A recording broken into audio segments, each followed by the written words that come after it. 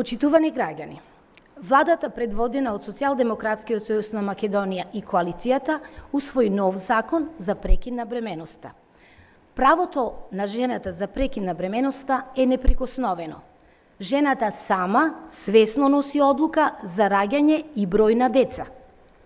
Прекинот на бременоста мора да е безбеден, во услови и на начин согласно медицината базирана на докази и од стручни лица.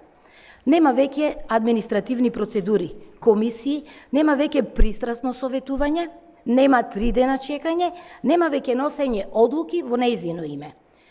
Прекин на бременоста ќе се прави и на примарно ниво на здравствена заштита во услови и начин предвидени со законот. Прекин на бременост ќе се прави по барање и дадена согласност на жената до 12-та седмица, а во одредени случаи и до 22-та седмица.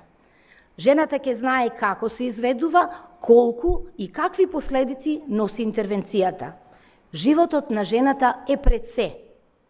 Минатата власт донесе закон кој го отежна пристапот до безбеден абортус, го ограничи правото на избор, ги стигматизираше и осудуваше жените.